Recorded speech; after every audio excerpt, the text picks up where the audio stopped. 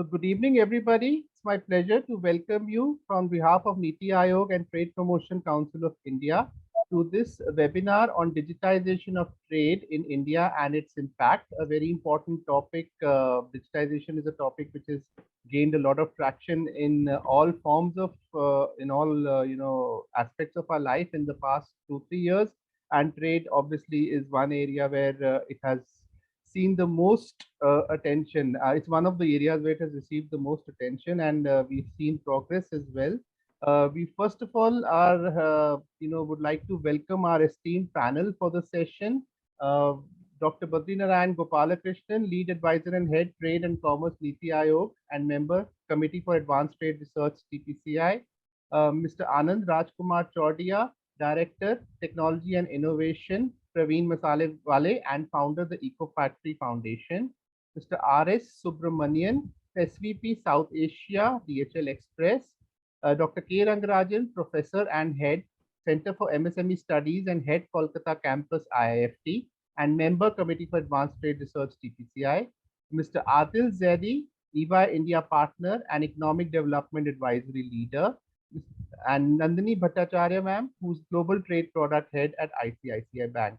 So before we start, I would like to inform the audience that since Dr. Badrinarayan had a sudden engagement with the ministry, he was not able to join the session, which he may join at the later stage in the session. But he has sent us a recorded message on his views regarding this topic, and I will just play them out for you right now before we start the session. Good evening, everyone. I would like to express my gratitude to TPCI, Mr. Virat Bari and others for organizing this and inviting me. I should also express my sincere apologies for not being able to participate live because I've been called for a very important meeting by a cabinet minister.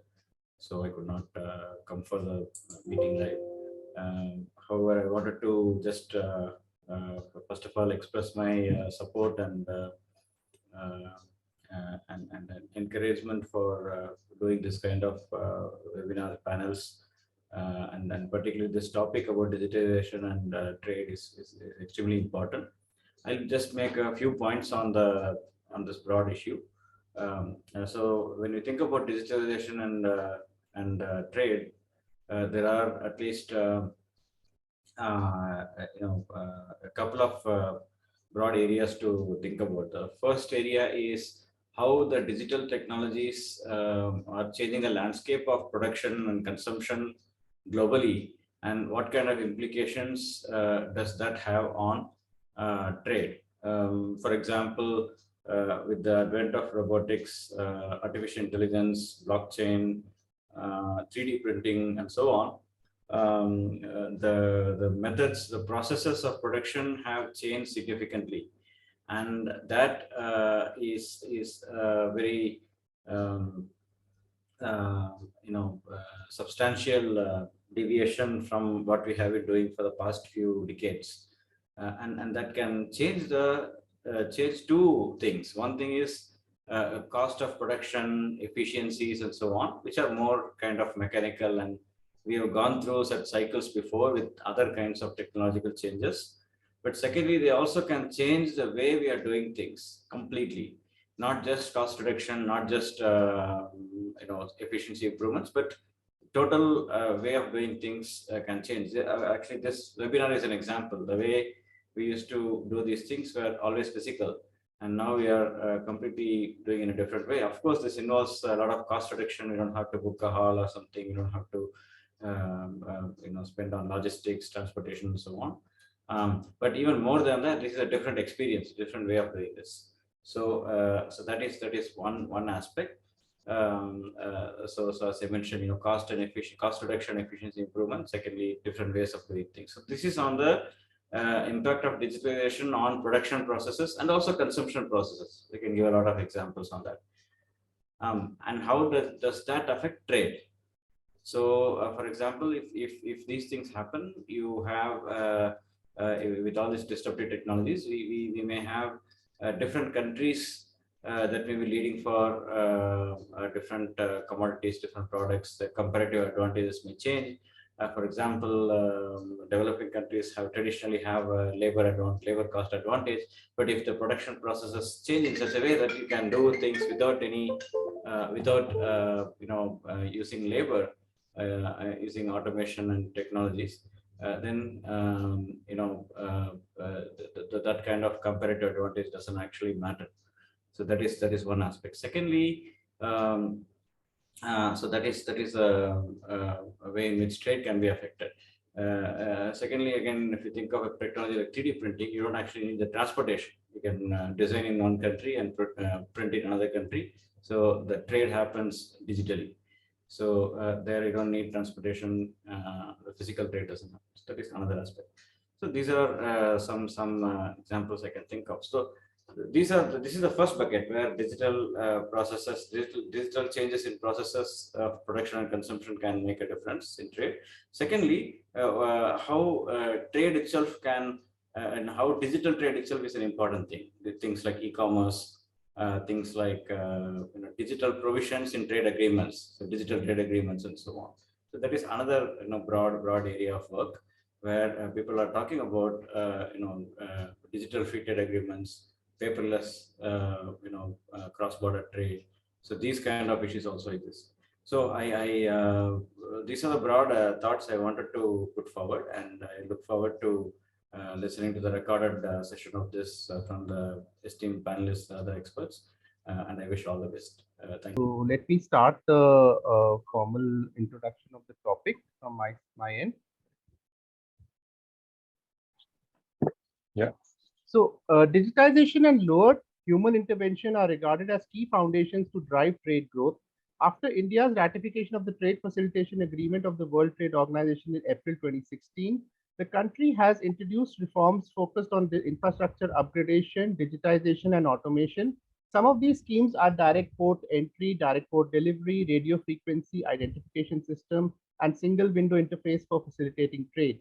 The port community system was aimed at seamlessly integrating all maritime trade-related stakeholders on a single platform.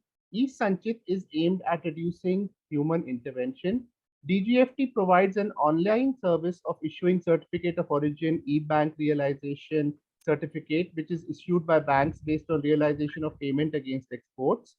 RBI has launched an online system named Export Data Processing and Monitoring for the purpose of monitoring all export activities in India. Through this, RBI is made aware of all the exports through the generation of shipping bills, which acts as the document for authenticating any export. Banks have taken important digital initiatives such as intelligent document recognition, replacing vetting signatures with e-signatures, and implementing electronic bank guarantees. But there is a considerable challenge still in acceptability of documents across borders and even within the country. Moreover, different banks have different processes in place to record trade transaction data, making the process complex. There is potential for increasing digital innovation in the banking space, and we hear about this quite regularly nowadays, that there is a lot of innovation happening in the fintech stream. The logistics industry is another key area where digitization, AI, blockchain, IoT, and automation have become key to sustainability and growth.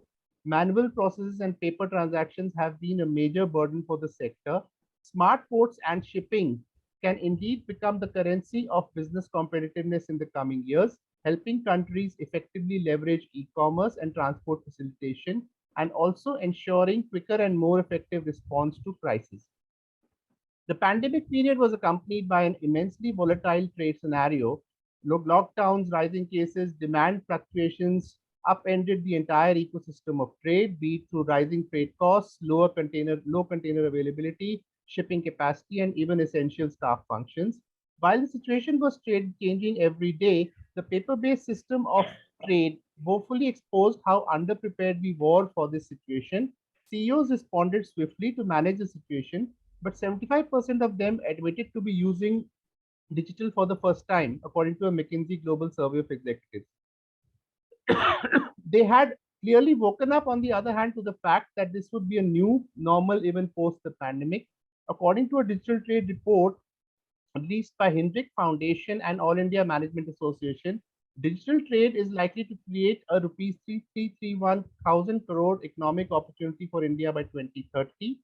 The UN Global Report on Trade Facilitation 2021 concludes that reducing trade costs is essential for enabling economies to effectively participate in regional and global value chains and to continue using trade as an important engine of growth and sustainable development.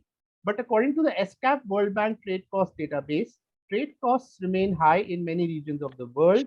Despite the grave impact of COVID-19, however, significant progress has been seen in trade facilitation over the past 2 years. This is the 2021 report. The overall implementation rate of measures increased by more than 5% between 2019 and 21. Although implementation is still varying greatly, with developed economies achieving around 81.8%, while Pacific Islands have the lowest implementation rate of around 40.1%. South Asia recorded the most progress with over 10 percentage point increase since 2019. And here the UN report states something very positive, that India has taken the lead with ambitious reforms and a trade facilitation implementation rate of 90.3%. While the initiatives by India are laudable, experts feel several gaps need to be bridged, and as far as digitization is concerned, vis-a-vis standardization and coordination of processes across ports, as well as awareness and acceptability of new initiatives across all the areas. I mean, be it banking, be it policy, be it logistics among users. This webinar is an attempt to bridge some of that information gap, and that is why we will be talking about the impact of digitization on trade in India and industry experience, the experience of the pandemic, how digitization can help us prepare for this such a situation in the future, challenges and concerns of the industry when it comes to trade digitization, view of trade digitization from banks and logistics players, and what initiatives or roadmap can the industry expect in the coming years from government, banks, and logistics players. These are the areas which we'll be focusing on during this session.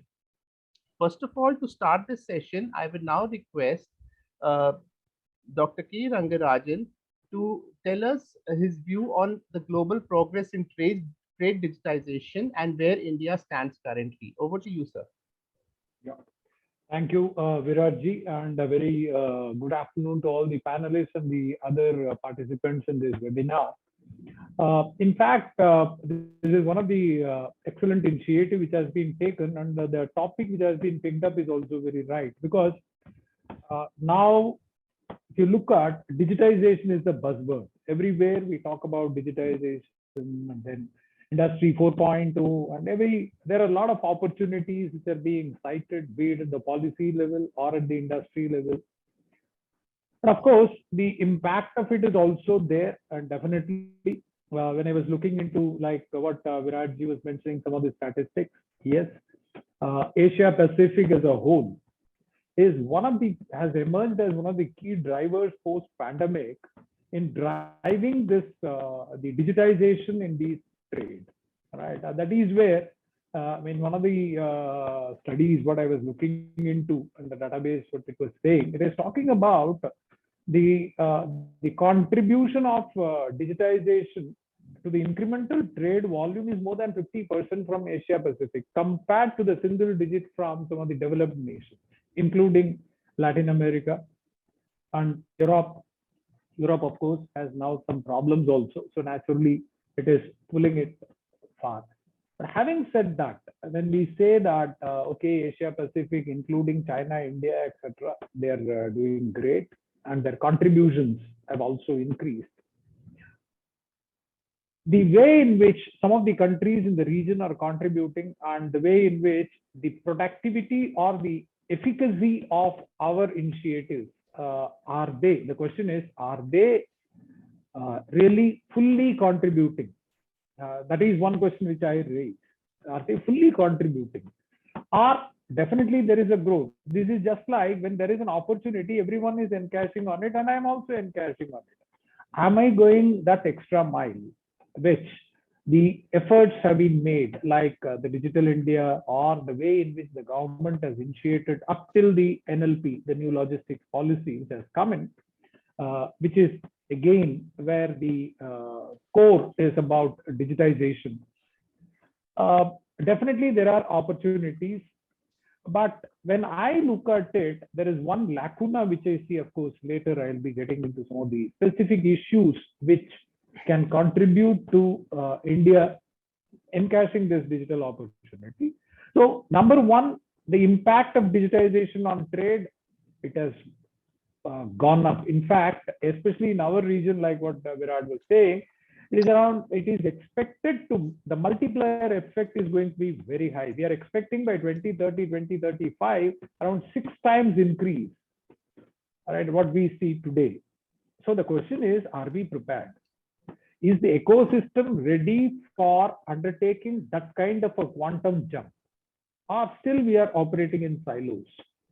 Because some of these statistics, when we pick it up in the transaction in silos, then, for example, the delay what is happening at the port, the delay what is happening, let us say, in digital clearances, etc., or any other e-documentations, etc.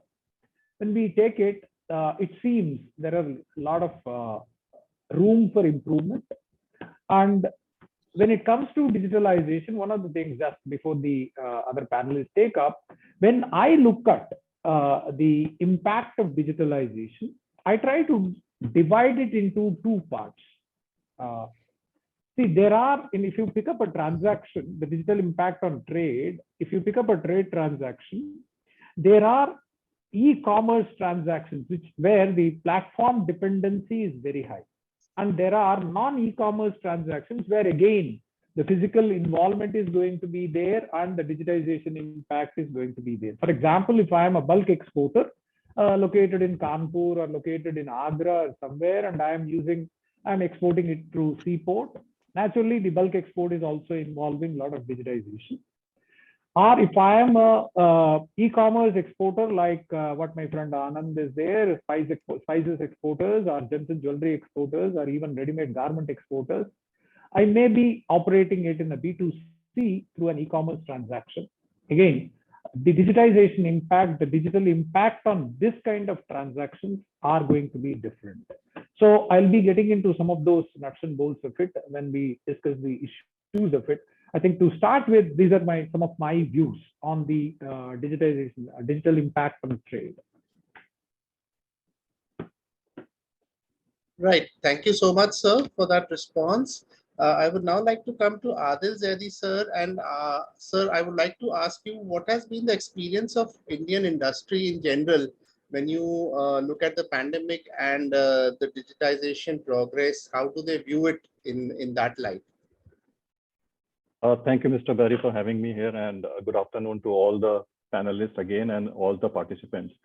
So I think there is a very strong feeling about the trade contribution to the Indian economy, and it is one of the pillars of Indian economy along with transport and communication.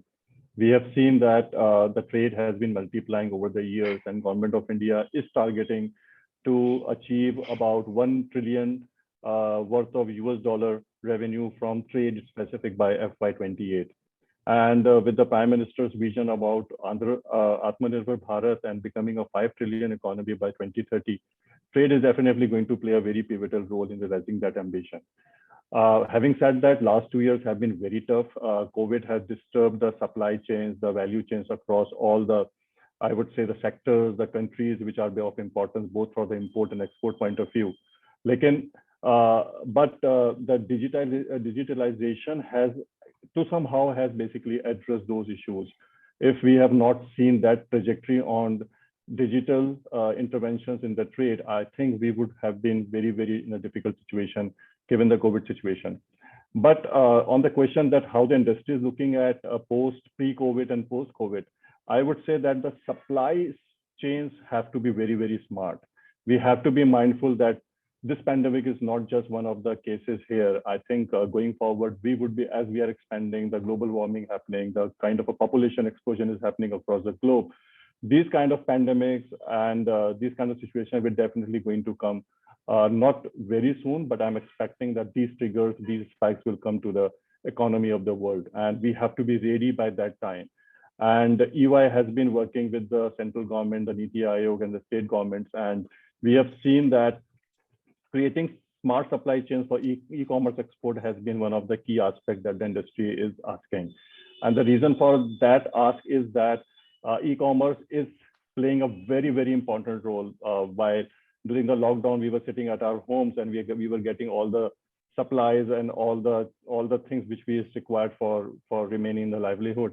And thanks to the e-commerce platforms, the kind of fintech that has happened for promoting these kind of initiatives. And e-commerce is going to stay here for a longer period.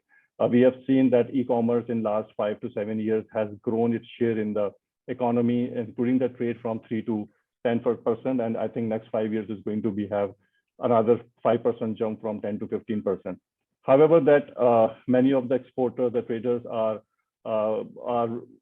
expecting some kind of a support from the technology interventions, because there is a need for the MSMEs, for the traders to basically capitalize on the opportunities that are being presented at the helm of the global pandemic. China plus plus has been a very good success for the Indian market as well. And doing this, the MSMEs, the traders are expecting lots of compliance burden to be reduced over the period. The delivery networks have to be digitalized in a more smarter way, because there is a heavy dependency on a few larger platforms that are available. And with kind of talking about the RuPay, the kind of thing which we are expecting on the ODOP, the kind of work we are expecting on the GEM, I think this is the time for us to basically improve on digital platform, digital footprints for the country specific. I would like to talk about 2-3 points here. There is a need for the people around trade to basically having a platform where the real-time tracking facilities can happen, from packaging to the consumer delivery. And that is something we need to be very, very mindful, because both for the import perspective as well as export perspective, the reliable delivery timelines have to be adhered to, so that the logistics supply chain can be basically managed in the real time possible. And I think national logistic policy is going to be the major game changer in this aspect as well. The sorting and filtering facilities to track individual shipments through digital platform is something we really need to look at. The kind of a situation we have in whether we talk about the Russia-Ukraine war, the kind of a China disruption that is expected to happen anytime soon, the kind of a delivery delays, the disruption in the supply chains, that is something can be quickly addressed through having digital platforms and digital footprint in this particular aspect, and rather than having our dependency on a few players like US, UK, and Asia Pacific. We also need to basically see how the Atmanirbhar initiative can be achieved its paramount objective of Make in India through this particular digital network. The second aspect what COVID has made us to learn is that we need to be green. If we are committed to become a net zero by 2040, target is 2040, but I would say that by 2047, which is the 100th year of India's independence, we need to basically, explore initiatives that can be basically giving us lots of benefit for the people, for the exporters, the traders who are basically taking the green benefits from the green initiatives. That will basically reduce the taxes. It will have the marketable carbon credits or other incentive to boost investment in this particular space. And we need to basically see how the G20, which is going to happen next year, how India can have its own footprint of becoming a digital economy in the trade sector, so that we can have a largest leverage from many of the countries which are going to participating here. The last bit against on the COVID thing, because we need to go paperless. When we talk about no physical touch to be there for all the compliances, I think that's an initiative Government of India has taken, and I think just a first step. We need to go extra mile on this. How the centralized compliance monitoring platform can be created, where all compliances, whether it's requirement to be listed, whether it's basically having the value chain in terms of raw material availability, these things need to be basically addressed upon. And the last bit I would like to say that this particular platform can help all the MSMEs understand their compliance status through a dashboard, where we don't require any physical touch point, both on quality and international compliances. And this is one of the aspects I would think that will give a large impact to the people who are thinking of doing this kind of a trade work, the kind of a work which CBIC is talking about, But I think going forward, it is very important that this platform, which can provide the movement of the supply chains, how the sources, how the raw material can be sourced, how the the raw material can be value added and ultimate make it to the product. So I think these are the 3 points I would like to cover in my initial discussion. Thank you. Thank you so much, sir. Very valid points you have raised. Uh, now I'd like to come to Anand Chodia, sir, who is going representing the industry on this panel. Sir, what have your experiences been with the digitization of trade over the past, 4 to 5 years in particular? And what benefits do you feel, and where are the gaps in your view still? Uh, uh, First of all, good afternoon to everyone, and thank you, Viratji, TPCI. I personally feel the times of crisis, the innovation really happens, and that's what I have been seeing, and also with lot of great vision government has been putting on transparency and digitalization and transparency through that. Whether it to me it really started even happening from the GST matters, that how the entire GST ecosystem now works absolutely digitally well, and a lot more controls on the financials government is able to build on that front. Just connecting that to exports, what industries have been doing. I've just made a small note, like lot of payment systems which have now got digitalized, like Swift or Fedwire and TTs are happening. That has allowed a lot of international banking transactions to happen a lot more easier than earlier.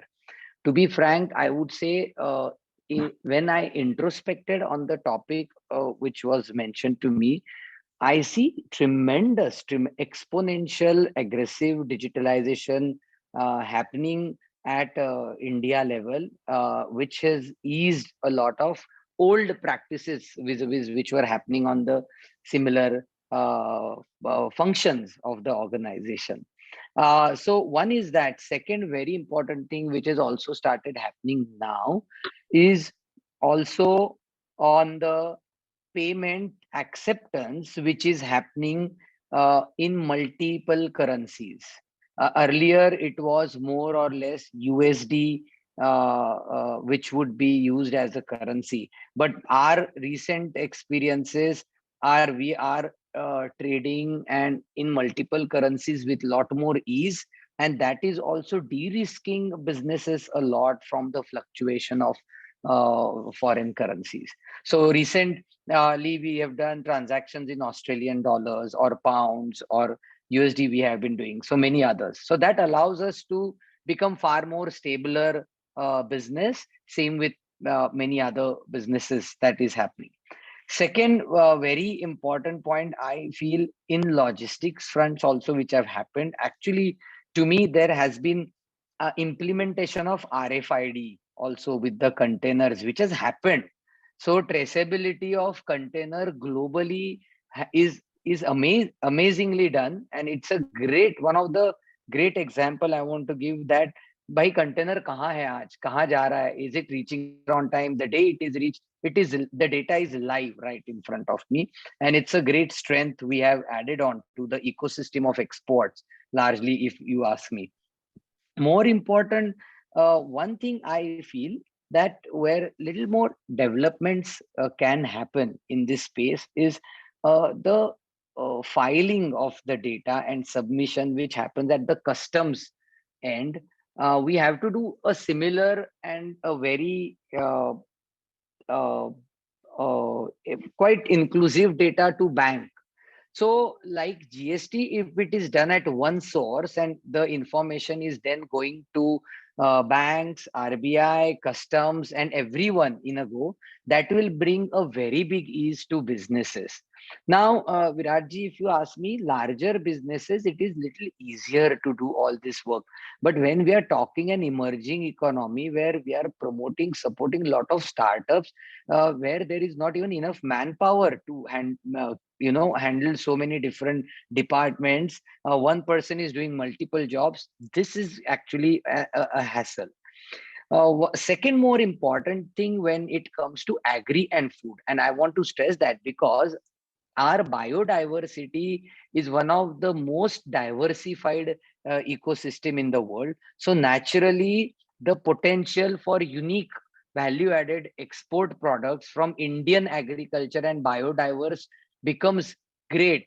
And that also means that we'll have minimal competition from a global manufacturing perspective, because we have unique stuff which we grow. And we have many such examples, like we have saffron or many GI tag product today. India has agricultural. There is a very big opportunity. And I just heard from Rangarajan sir that there is work happening on now northeast belt of India, where we have also very unique biodiversity and export potential will grow in a big way. So when the startups are working on this, there is a difficulty. And I will really address that. If this is one area we can take up as a suggestion to Honorable NITI Aayog committee, that how we can seamlessly transfer this process, where the customs form filling and also the bank related data can be done at one point and at the source, at the manufacturing level or export level.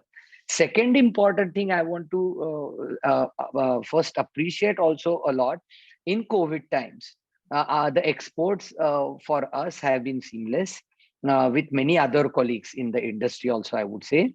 There were two reasons. A lot of TPCI themselves have actually taken a lot of virtual meetings with the buyers, and see, out of again crisis, how this whole new innovative way of meeting people started, and that has actually connected us far more closely to our buyers and have opened many new buyers in COVID time, in fact. So certain of as many of the panelists said, that more and more digital solution space will become unavoidable. Bigger businesses have actually taken it up as a strength to their business practices to scale the businesses up to larger extent. And this has already become a new normal for us. We literally have weekly more than 2 to 3 meetings with our importers, which are happening on digital platform nowadays, which earlier would be very rare. So communication is better. Integration of services companies are offering to importers is better. So the trade is becoming better. I have one area where I feel there are many specialized bodies or created by government, like spices board is there, cashew board is there, coir board, coffee board.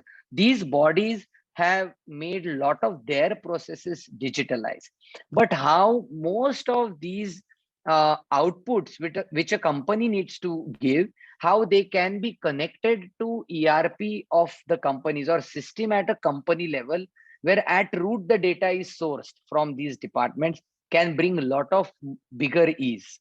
There are smaller suggestions on various platforms, because India is largely diversified geographically also and product wise also. One example is bulk suppliers of let's say spices and condiments have different set of requirements than branded exporters.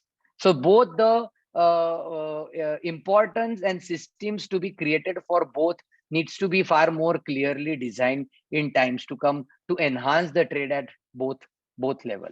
That would be my primary comments on this. Thank you. Right. Thank you, sir. That's a wealth of insights which we are looking for from industry to actually understand, what exactly needs to change. Now, I would like to come to R.S. Subramanian, sir, to share the perspective of logistics digitization in the current context. How do you see it transforming India's trade ecosystem, particularly in light of the challenges we faced over the past few years? And of course, how DHL, is adopting digitization for the convenience of its customers engaged in foreign trade. Over to you, sir. Thank you, Viratji, and pleasure to be speaking today at this forum. See, even already in the last two, three speakers, Anandji and Rangarajanji spoke about logistics. Logistics is many things to many people. Yeah, goods transportation, air, sea, by ground, multimodal, warehousing, fulfillment and distribution, last mile, first mile, deliveries of anything, wide ranging from a pin to a plane, or should I say to a vaccine. Yeah, so all of them So wide range, quite a large number of stakeholders are involved, and therefore the multiplicity of interests who want to control the supply chain at play, the shipper and the consignee and logistics service providers like us, regulators, both tax, customs, many ministries, and the consumer and general public, increasingly the e-commerce platforms. So therefore there are a significant number of players. An Indian market is amazingly large. I was looking for a number. 160 billion is one number I got, $160 billion worth.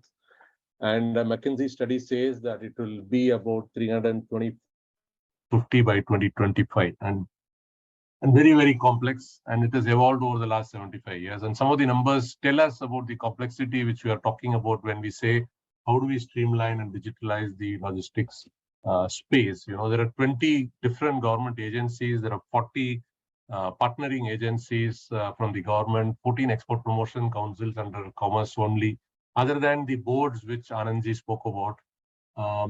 There are some 200 shipping agencies, more than 500 certifications, 130 internal inland container depots, some 170 CFS across the country, 36 different logistics service lines being offered. And more importantly, this is the most interesting statistic I found. There are at least 50 different IT ecosystems which one has to battle if you are in a multimodal space within the logistics environment. So obviously there is complexity, there's a lot of wastage, there is inefficiency, and there's a lot of cost. There's an NCR study which says that logistics as a percentage of gross value added logistics cost can contribute to anywhere from 15 to 22% depending on the commodity. Agri commodities, because of low value, the percentage is almost 21-22%, and slightly higher valued items also. The lower end number I found was about 15, so I took a range 15 to 22. It just shows that the fantastic scope for economic value to be created through simplification, elimination of waste, automation, and the need for digitalization. This is the foundation for need for digitalization. Also, the reason why Prime Minister spoke so is in logistics.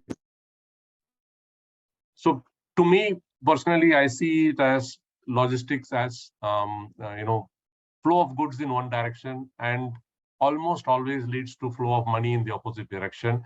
And there is a lot of data flowing in all the directions. So that, if you ask me, is the big picture. There is scope for us to, The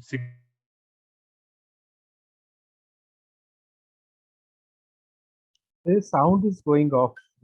The sound is going off.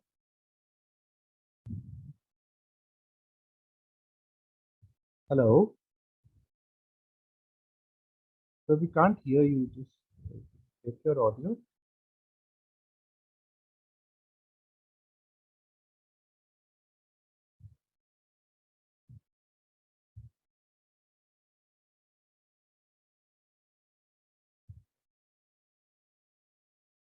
Can everyone hear? Anyone? Or is there a problem at my end? No, I think there is some problem. No, same is the issue. I'm trying. I think there is some problem with Mr. Subramaniam's this thing. Right. Subramaniam sir, there's a problem with your audio. Subramaniam sir?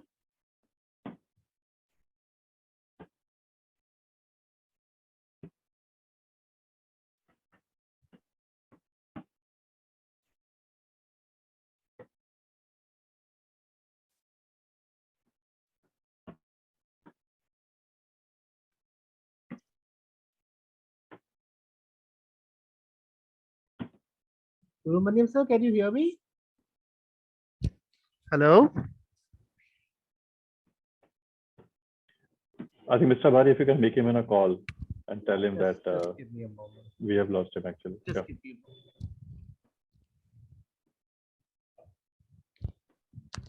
a moment.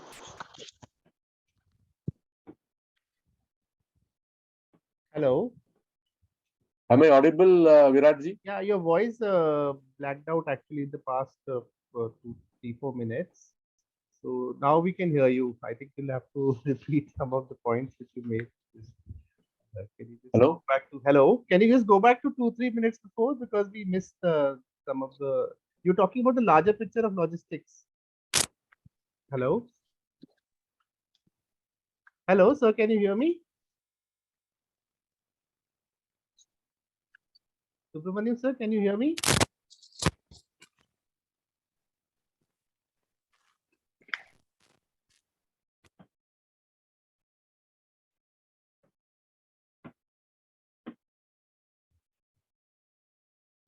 Not audible, sir. Can you check your audio? And I'll meanwhile I'll ask Nandini ma'am to speak. Maybe you can check your audio in the meantime.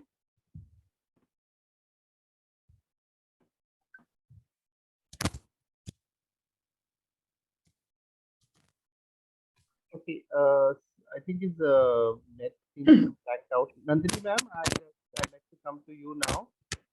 So there are two questions. Apparently, I just came to know that you have to leave a little early. So if you could address both of them together. The first one is how banks are embracing data digitization and benefits for their players in international trade. Can you start with that?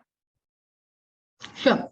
I think needless to mention again how cross-border trade is complex, it's fragmented. So I was reading an ICC study the other day, and it said that a single trade transaction can require over 100 pages of documents. So on any given date, about 4 billion pages of documents are in circulation for trade-related paperwork. Can we imagine that? So the study also said that the cost saving that digitization can give ranges upwards of 5 billion US dollars and can contribute an immediate 20% to the bottom line to all players in terms of efficiency and throughput. The acceleration that digitization has received in terms of the pandemic tailwind has been so wide reaching. I don't think that there is any going back. Entities who were successful in implementing digital solutions earlier have found themselves in an advantage. Now, coming to the point of banks, banks are significantly investing in new technologies, that is AI, supercomputing, 3D printing, the IoT. It's all now, it's here, it's happening, and it's transforming customer needs. Now, what we are seeing is also a change in behavior and mindset amongst clients. For example, take the digital signature. It's a very small change, but it has been a great experience for clients and they just want that to continue. So the potential efficiency gains that we can look at in terms of automating trade finance processes are absolutely, sky high. Blockchain and a combination of trade APIs at this point, I think, are showing maximum promise. Taking on that, the RBI Innovation Hub is working on bringing banks and other entities across multiple platforms into a plug and play mode. We know today blockchain is not interoperable. One bank, its counterparties, or different fintechs are on different platforms. So the Innovation Hub is working on the objective of facilitating interoperability across platforms. And that is not there today. So looking at a marketplace for trade, whether it is banks, insurance agents, or any other counterparties. Now, what we see that despite all these benefits and all the webinars that we are party to, I think multiples of them, not every entity involved in a trade transaction is currently able to adopt DLT. While smaller firms in particular may not even have the resources to launch blockchain projects yet. Despite the MSMEs and the emerging corporates being the most significant beneficiaries in terms of cost savings and efficiency. So what a client needs is the least change management. When you walk across to a treasurer or the back office, moving for paper to blockchain is a huge leap. So I think what most banks are doing is an incremental approach that makes digitization more accessible. Banks' role is to look at what we can offer as an intermediate step, to eliminate paper and increase connectivity rather than straight going to the blockchain conversation. So listening to customers, understanding their needs is a key part rather than just putting solutions out there on the test. So banks basically need to make sure that you address the need of a customer. So banks like ours carry out numerous client engagement activities, workshops to discover what functionality would be useful to the client who are at the beginning of their trade digitization journey. Whether, there are various levels of maturity in terms of trade digitization. Somebody who's at the beginning or somebody is fully matured, there are different solutions that one can offer. So listening to customers and understanding their needs is key part rather than just putting solutions, as I said. So what we often hear is corporates want to see, and I heard this today in the webinar as well, able to see where all their trade transactions are. They're able to, wanting to do this using their mobile phone, especially in today's dynamic environment. So the days of having export import department or treasury team in one place is kind of in the past, right? Even today, there are companies which are on partial work from home mode. So in terms of banks, I think continuing to invest in trade APIs, blockchain, and giving an overall fillip to trade digitization by enabling partnering the customer across every segment to address his need at the timeline which he is in. Somebody, as I said, is at the beginning of the digitization curve. What are the solutions he needs? Okay, maybe he will not go to blockchain, he will not go to API, but at least start with digital signatures.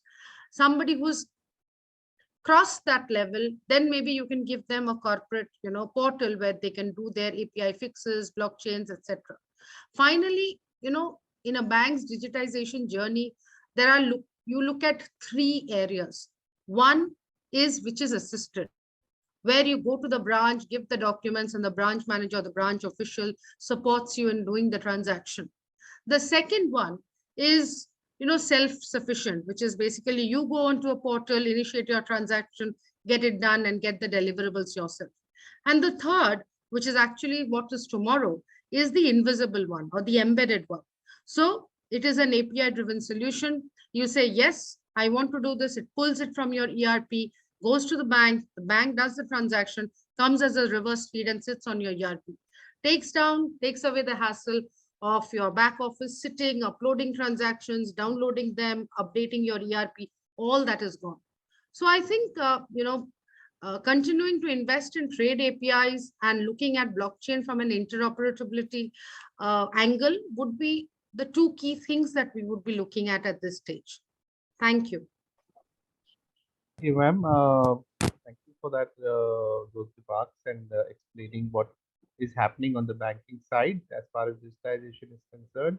I would now like to come to Anand Chaudiya, sir. Now you've heard, the views of the banking and logistics industry. Any other suggestions you feel we can adopt to make digitization more effective for enhancing? Yeah. Two, three things are there. One is from an administrative perspective, how to use more and more digital approach for day-to-day working. Like right now, Nandini ma'am just briefed about how the data can be actually linked with my ERP, and that I don't have to repeat to do that. The set of documents to be submitted are vast, and that can bring huge ease in business actually if it is done. It will more or less will start helping the startup and the younger business community, which is where we can see more innovations also happening right now, and also efforts to take brand India globally is happening right now. One area I want to really say that, which is about making brand India bigger in the long run, and where I had a suggestion in today's on today's platform, that if there is any possible B2B platform which can be created, and it's a strong platform which rates or gives categories to companies, exporters. There is also one hassle where lot of unorganized or a smaller sector, when is in the process of exporting at large, sometimes we have seen a moderate quality product or product for pricing war is placed, and where the actual and great quality products from India, the market is not really acquired. And that's where if we have so there are a couple of Trade India and other platforms, but they are not yet fully matured. So if there is any rating or any kind of a thing comes on platform, on the same platform or also bigger B2B platform, it could be very interesting for global buyers to assess Indian suppliers in a very correct way. and that can give a huge enhancement to trade. Like the processes are getting digitalized, the way to reach clients and the way to reach customer is also becoming more and more digitalized strongly. So if it is once in a year a physical expo where I am putting up a stall and explaining about what I do, virtual exhibition like what TPCI has also taken in the past allowed us to reach to a lot of more people, allowed a lot of people to reach to many Indian brands and companies who are doing interesting work in the space.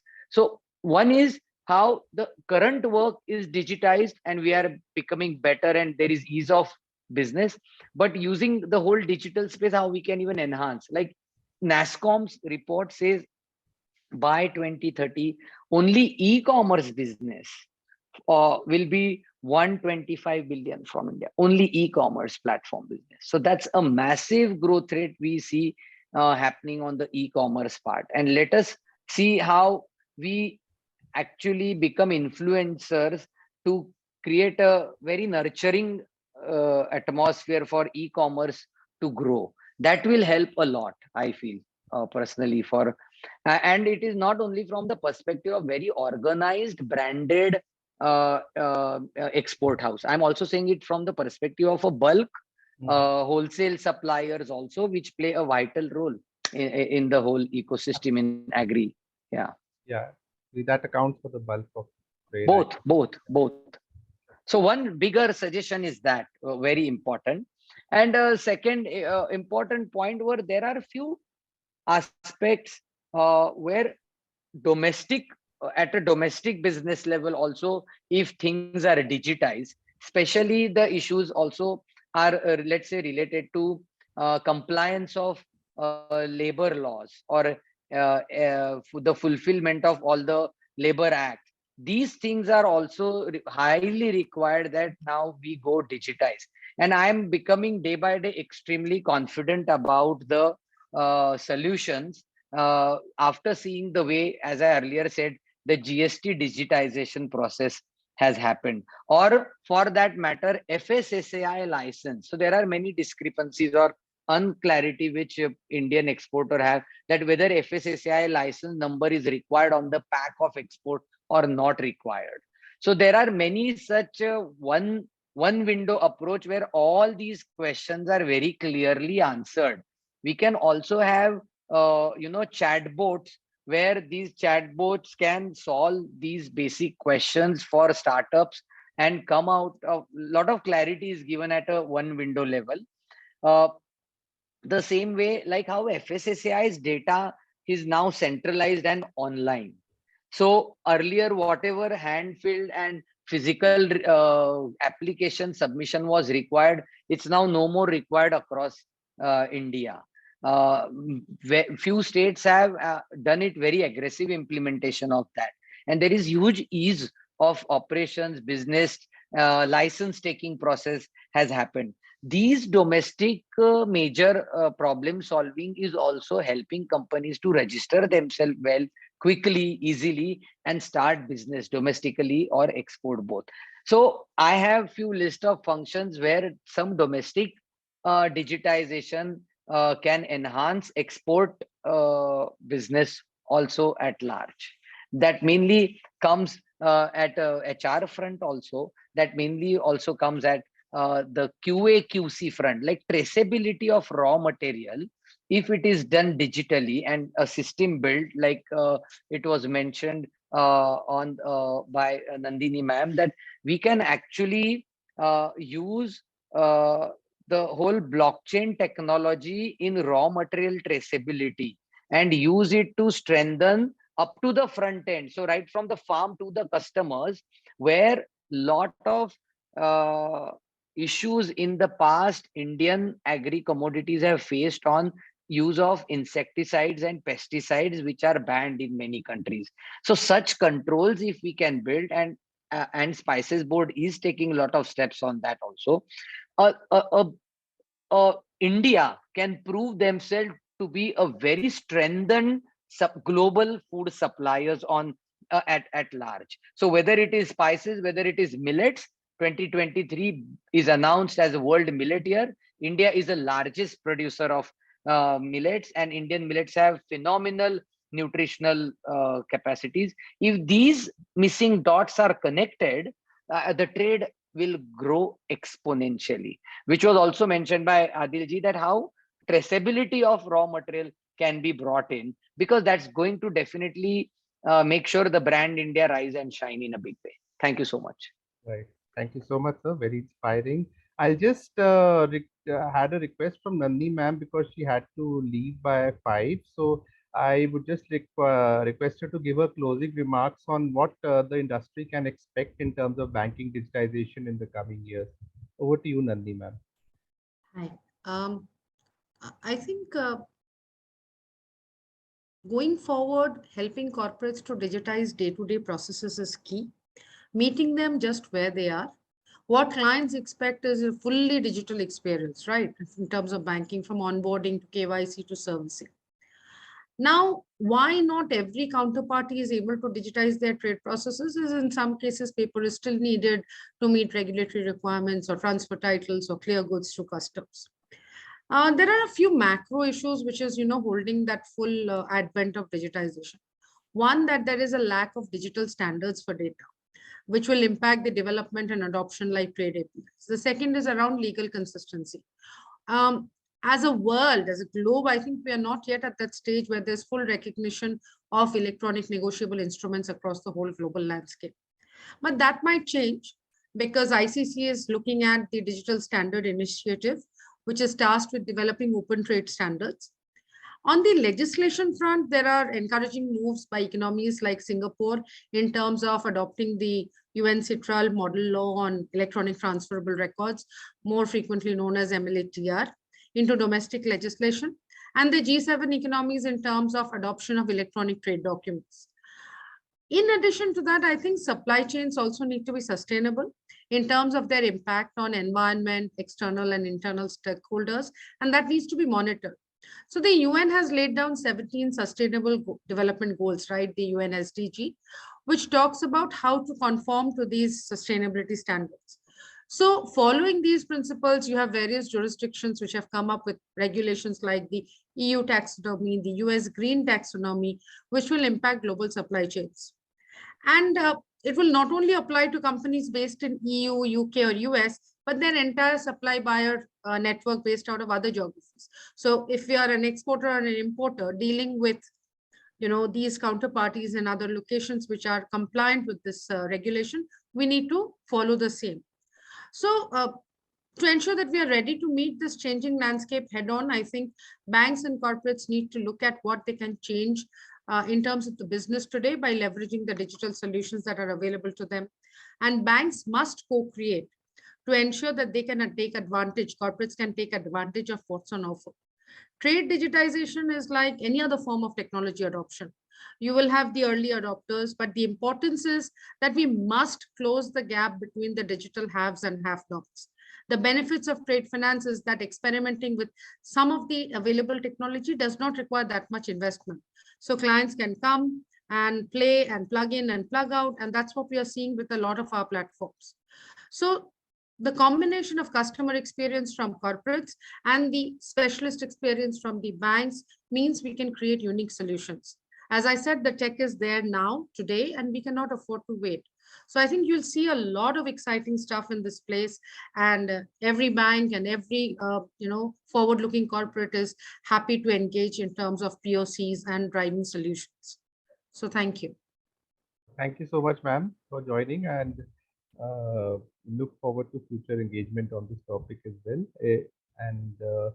I would now like to go to Subramaniam sir because we were unable to hear your full initial address. So sir, please could you continue with the first question which we had talked about? Can you? Not sure where I got lost. Yeah, so you were talking about the larger picture of logistics, how it can transform trade. So you can start with that. We're talking about all the complexities, the various kinds of processes, and after that, what is the larger picture of logistics? Okay, see, I think I'll change tack a bit. Sure. Clearly there is so much of complexity and there is so much cost. Cost is well articulated. Either it is in the in the way the NCAR study, which I quoted, speaks about, which is on the grass value added, how much is logistics contributing to 15 to 22%? That's huge amount. Or oft quoted number of, logistics is transaction cost is 13 to 14% of the GDP, and in developed economies it can be as low as 5 or 6.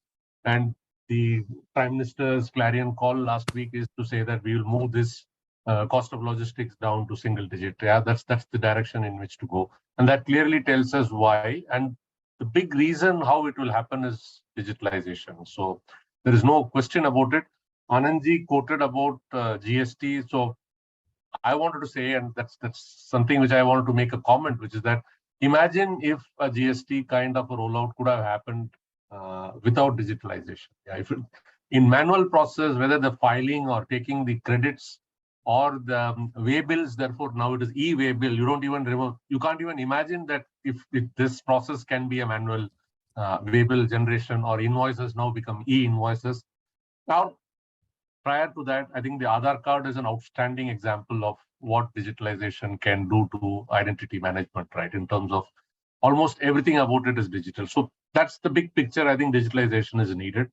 I think Mr. Praveen, when he was talking about it's fantastic to hear trade talking at an evolved level in terms of what is needed in digitalization, because we've battled our way over the last 5-6 years in terms of getting our customers, who's the 50-60% of them are SMEs and startups and small and medium enterprises, micro enterprises, getting them on to doing the basics which is needed for digitalization, which is to get basic level of digitalization is a challenge, and pandemic really helped us move the needle on that.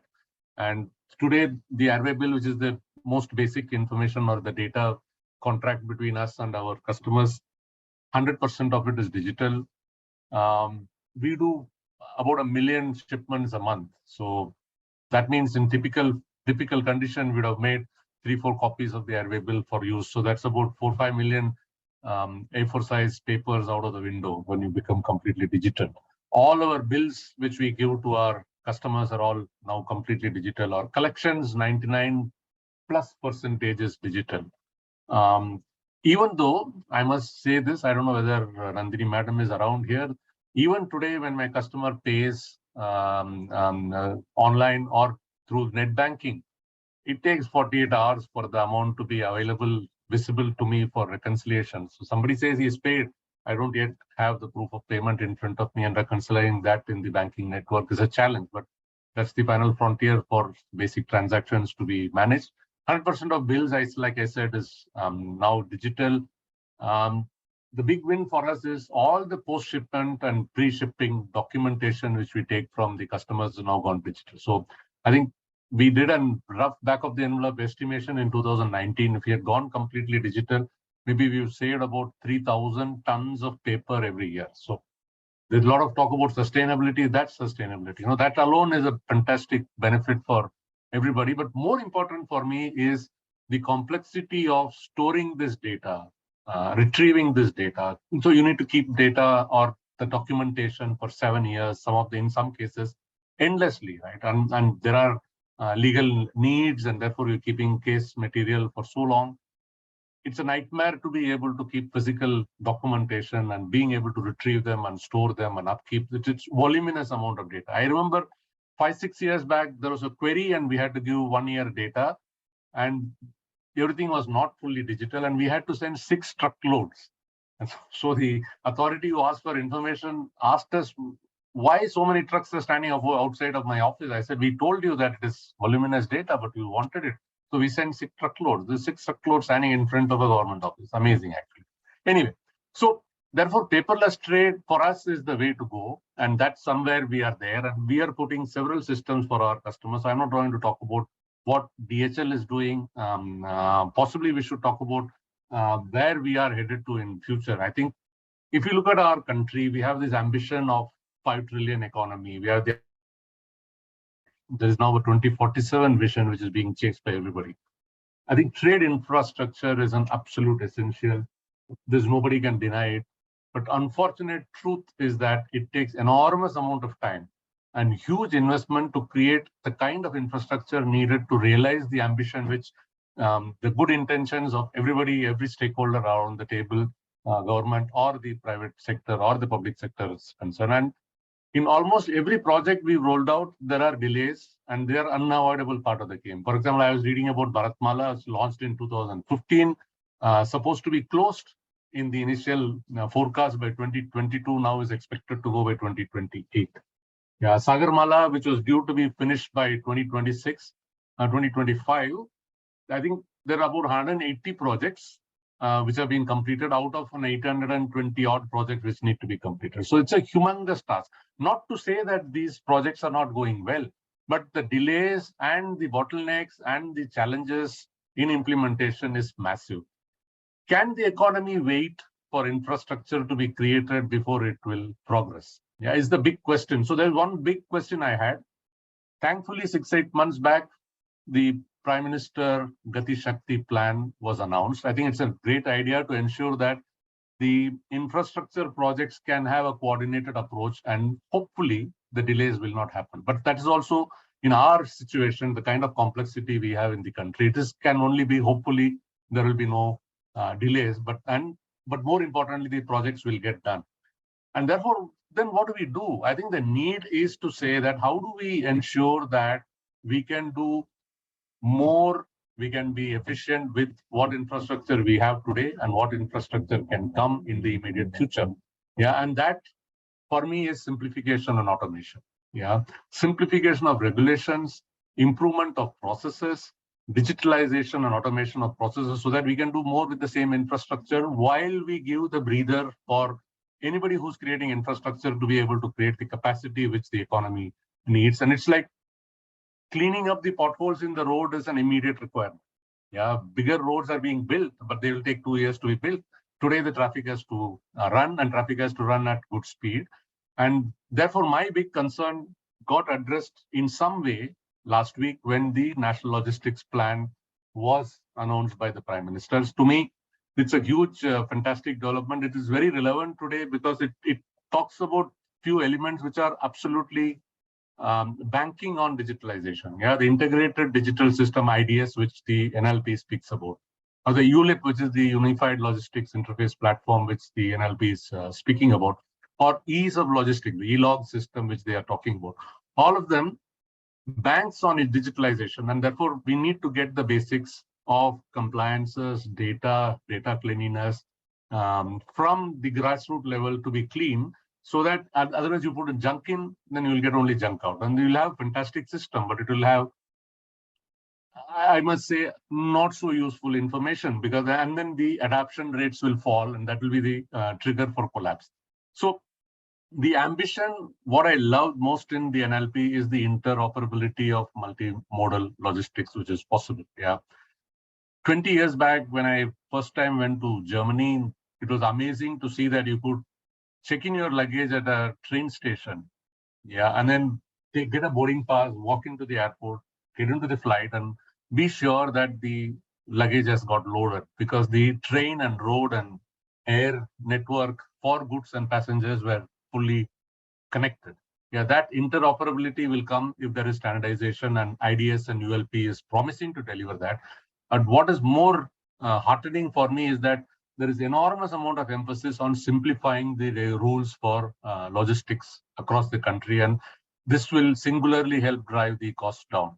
So I think NLP, OCND, and PMGS, yeah, 3-4 pillars which are in the making, and as they come together, I think it will do what UPI has done to payments. Yeah, so we will find the kind of efficiency which is needed. But there are a few things which we need to do. Like I said, Mr. Praveen is a very evolved player in terms of adapting to IT and the digital possibilities. But there is significant amount of trade education which is needed, building awareness which is needed, so that the bottom of the pyramid understands, appreciates the need for compliance, and therefore there has to be a stream which pushes them to bring or join the digitalization army, get into the compliances, and from the regulator side, they have to make compliances easier and easier. I think the best way of enforcement is to make it easy to comply. Yeah. So if I have to ask two things from the regulators in my wish list, one is appreciation of lead times. Why do I say that? We have traditionally, we are so impatient to implement things once the regulation has, the thought for the regulation has come. And therefore, in a manual environment, it is possible. In a digital environment, it is doubly difficult for you to implement changes in regulations in a hurry.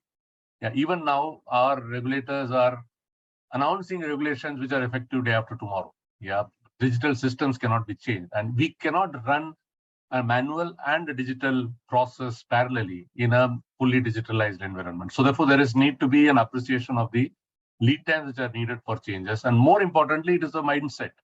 Yeah, the control governance has to evolve along with the digitalization process which is coming in. Yeah, so the economy cannot, as I see, run on two parallel systems. Yeah, one which demands paper and round seal and signature, and the other which can talk about e-signatures and data and pre-audit and risk management systems, and the works. So I think there has to be a marriage of thought when digitalization is getting rolled out. I'm not a pessimist. I'm a huge optimist. I think we are in the learning curve stage. We are in the change of great flux. Maybe 3 years, 4 years, 5 years down the line, when we look back, we'll be amazed at the progress we made. And that's the case for India almost every passing year for the last 5, 6 years. You look back and you are amazed at the change which you managed. So I'm positive, and I think something great is happening. Thank you so much, sir. You've talked about both the prospects and the enormity of the challenge in front of us. Just one clarification. His name is Mr. Anand Rajkumar Chaudiya. Praveen Basalewale is the company. I said Anand ji. Yeah, Anand ji. I said Praveen. Sorry, I mentioned by mistake Praveen. Yes. So I thought I'll just clarify that. But moving on, I would like to ask Rangarajan sir, because talked about, I think he's very well articulated, Subramaniam sir, on the enormity of the problem in front of us. How do you think, this coordination can happen at the policy level, center, state, across the board? Yeah. See, I was just listening to, in fact, I am happy in the panel. I am a person who is an outsider because be it Anandji, who is an entrepreneur, part of the transaction, Nandini ji, who is representing the finance function, Mr. Subramaniam representing the logistics function. So I see the transaction is fully including Virat, who is a trade promotion organization, right, in the international transaction. See, currently, if you look at, of course, see, the major problem, what as I'm following it up with this e-commerce policy and other policies for the past now 10 years since its inception and the way in which things are happening. One of the major lacuna, I look into the build up into three aspects. One is at the policy level. Definitely there is at the policy level, a lot of things are happening. Like Mr. Subramaniam was mentioning about Sagar Mala, and then your logistics policy which has come up, and then Digital India, Anand was talking about the digital signatures, etc. But the major problem is from the policy side, once I think somebody was mentioning, there are numerous ministries and others who are involved in this transaction. Now, when the policy is getting evolved, what is the integrating thing once it has been launched? See, for example, the DGFT is involved, the customs is involved, let us say the port authorities are involved. How these are being linked so that all of them speak the same language when it comes to digitalization. That is where the issue is. Unless otherwise, now, what is the solution for it? Of course, problems are very many. What is the solution for it? The solution is about involving, making them forcefully getting into the same kind of a platform, whatever is being done. Like Anand was mentioning, I was just listening to it. For example, a shipping bill, let us take in a typical trade transaction. An exporter, whenever it is coming to a shipping bill, wherever there are authorities, every time he has to produce it. Can't we have a single format which is in the digital form, which can be used by the port authorities, the DGFT, the customs, the finance people, that I was advocating it in the DGFT, one of the studies, what I was doing. There also I was saying, why don't you pick it up from the other database? Right. See, the shipping bill, which is already there with the customs database, why can't this be picked up by the other authorities so that the duplication doesn't happen? That is going to be one of the important things, right? And that is a solution for it. The second is, see, when it comes to the smaller players, like Mr. Subramaniam was mentioning, almost all the people, be it the banks, be it the logistics people, and whoever it is, most of them now they are all concentrating on the MSMEs because they know the number of transactions executed by an MSME is higher than that of the bigger players. Now, MSMEs, if you look into typically, it is a low involvement by the users. Low involvement when I say, they don't involve into the technicalities of the digitalization like a larger firm, but they work on trust. The degree of trust with which they approach the digitalization part is very important. So now what has been done to build the trust? Right, that is to be looked at. I think industry associations and the industries should look into it. Government can't do much about it.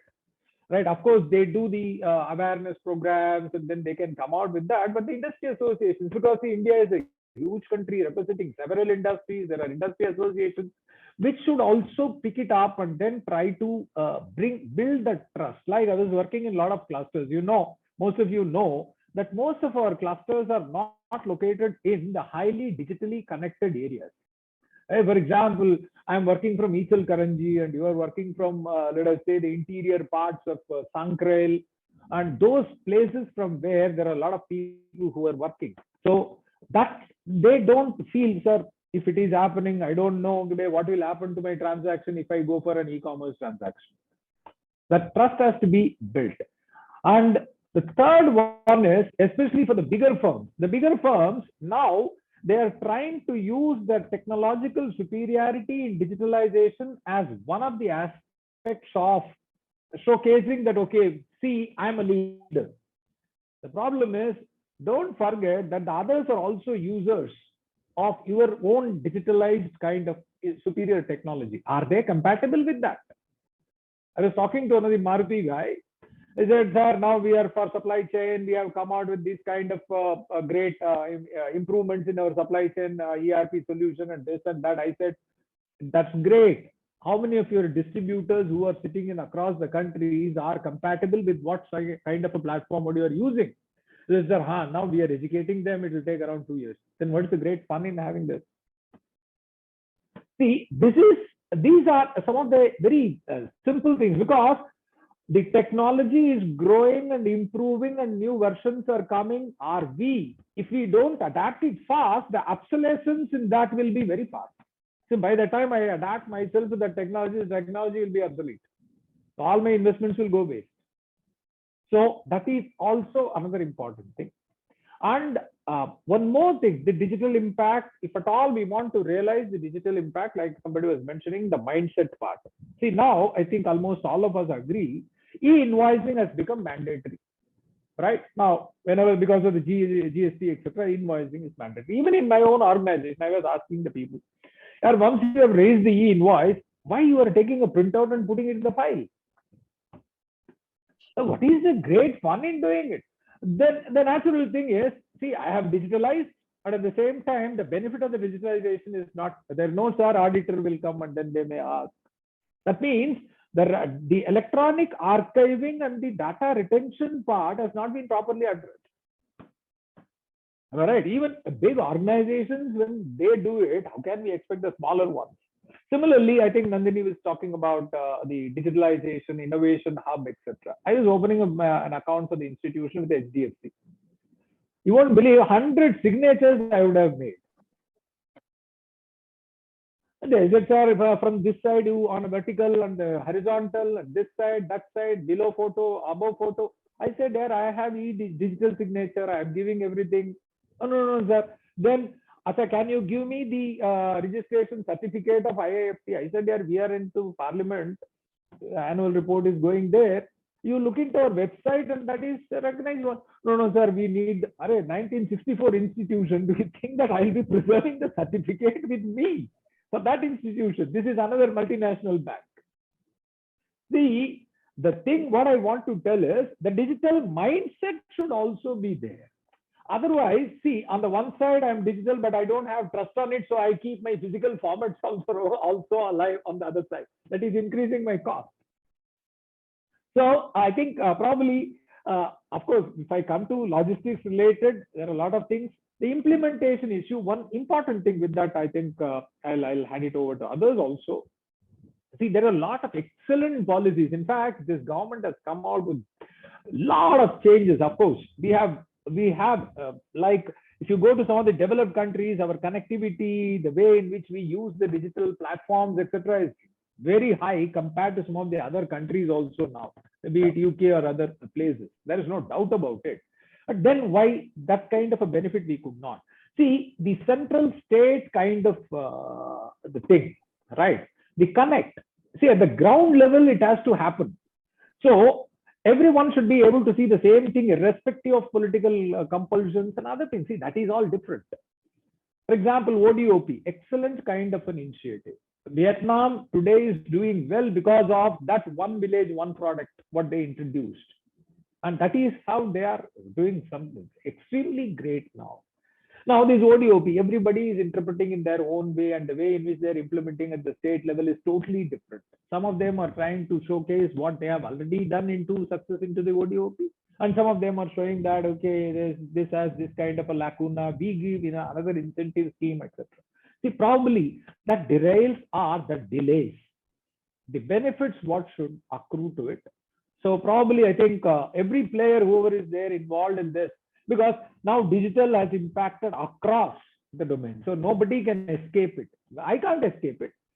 See, the way in which we are using photocopy machines for giving study materials, etc., to the students, it is almost stopped. It is zero. Those guys who were operating as a business, they are almost out of business. They said, sir, okay, namaskar, we go. Because most of that are available on the web. So we give it on the web.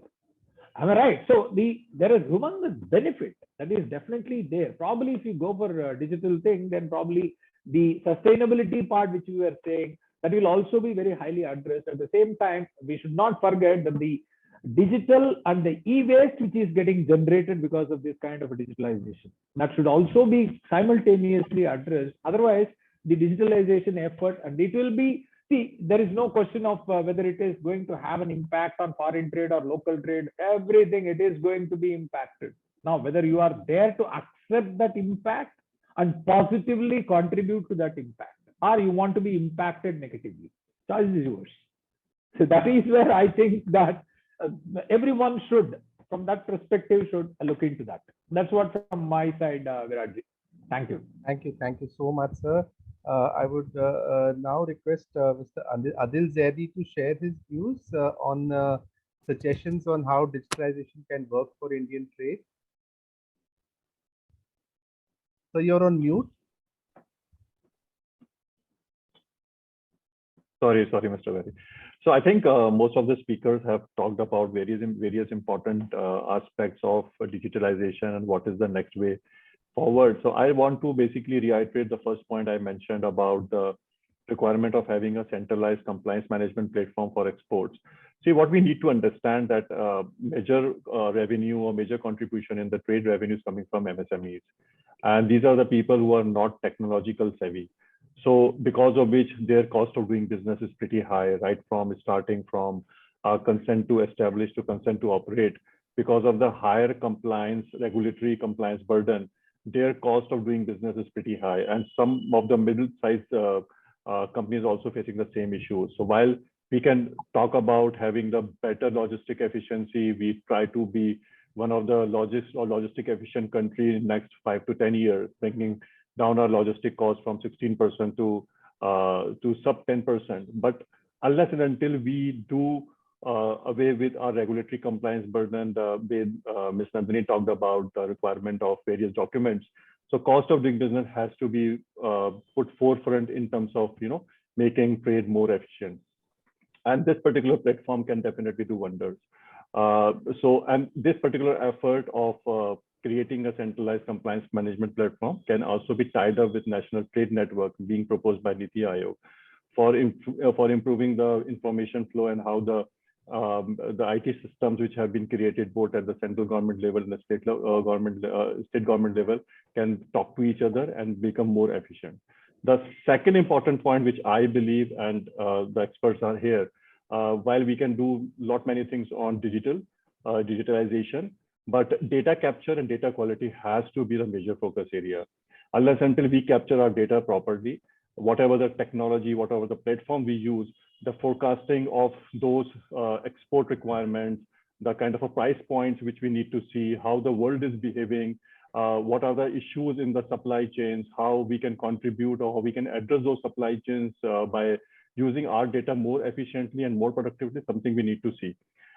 We have seen in the case of pandemic also that there is a challenge to track and assess price fluctuations for a certain product, which have been classified under similar products using the single HS 8-digit level code.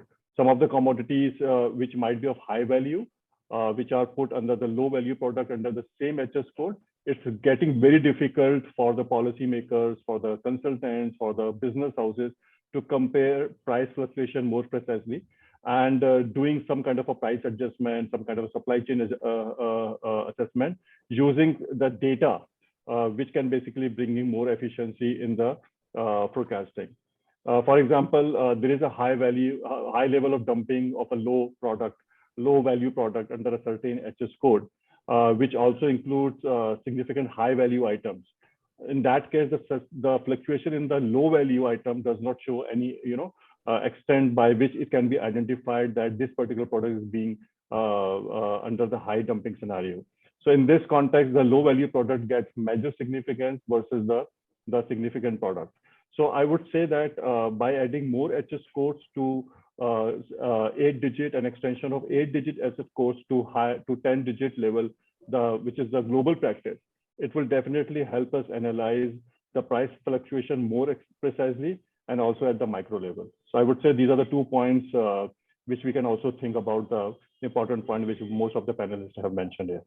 Thank you. Thank you so much, sir, for those remarks. We are now at the end of the formal, addresses by each of the panel members. So, any closing remarks by the panelists? Anybody would like to add something at this stage? Any comments on the discussion we've had so far? So, that's Anand here. Yes, yes. I'm just reading out a query. Put the trade. A question is posed by Mr. Sushil Patilji. Trade compliance, both at the buyer's end and the supplier's end, has posed a challenge since long. How are companies managing trade compliances today, and at what stage of trade transaction do you think digitization can contribute? So I think some of the earlier sharings have shared it. Yes, there is a port of dispatch or export from here, and then there is a port where it is being received.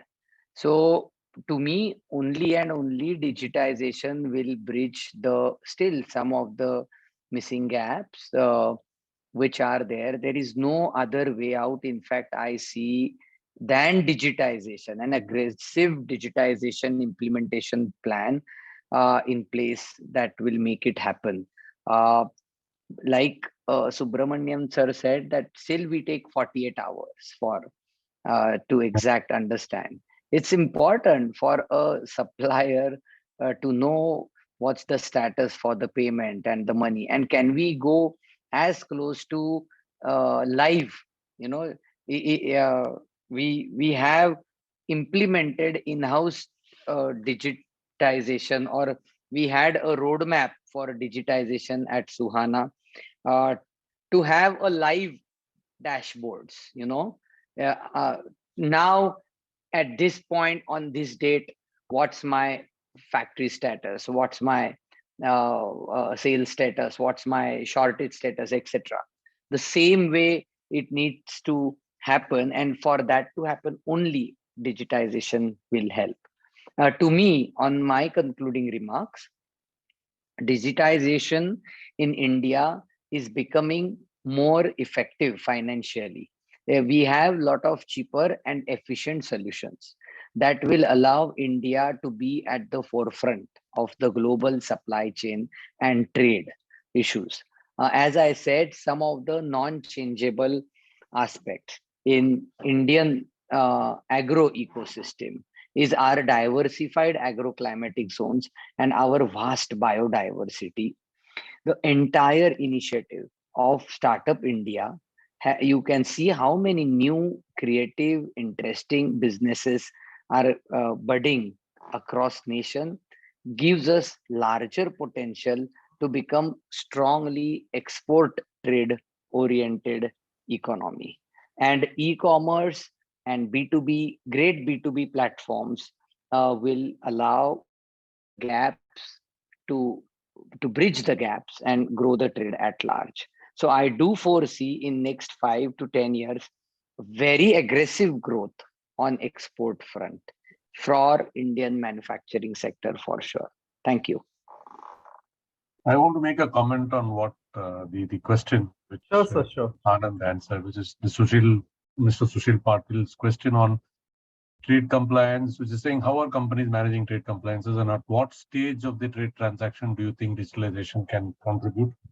I think the compliances has to happen at source. Yeah. Otherwise, you need to have filters as early as possible to stop a non-compliance from happening. That's how our network works. Yeah. If I'm picking up a shipment from a customer, if it is non-compliant, we will try as much as possible to stop picking up the shipment or give it back to the, make it compliant before we carry it. Similarly, if an import is coming, unless it is a compliant shipment, the bill of entry will not get filed. So there is no other alternative but to put firewalls to ensure that everything else, once you've accepted the process, is compliant. Yeah. So therefore, compliance has to happen at source. For that, which is why I made a comment that at the grassroots level, education is needed. In the international trade, I think the smartest way of doing business is to be compliant. Yeah, some non-compliances give you short-term gains, but the roads don't lead to prosperity, I can tell you. And digitalization is the most smart way of putting a filter. There are several ways of doing it. Get the data right. You can have automation, for example, in the DHL network, about 550 RPAs, which is, robotic process automation, RPA bots are in operation, which do the job of nearly 2,000 people. Yeah. What does it do? It tells you that if the transaction doesn't follow certain parameters, it just will not go through. There is no other way but to enforce compliance of this order. For that, the data has to be right and right first time, right at source. Thank you so much, sir. There are no other significant questions. So any comments by the panelists before we close? Anybody would like to make a comment? Adil sir, Rangarajan sir, anybody? Yeah, good. Mr. Variham, thank you for much. Yeah, one by one. Yeah. Yes. Rangarajan sir, please.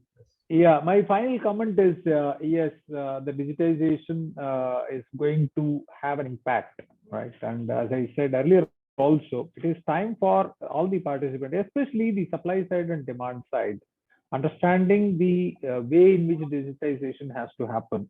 Like even for MSMEs and the remote clusters, etc., probably there should be a lot of initiative in making them involved into this process. Otherwise, probably we may be talking about the high-end involvement of digitization, etc., without involving the actual beneficiaries, I would say the actual actors in the chain.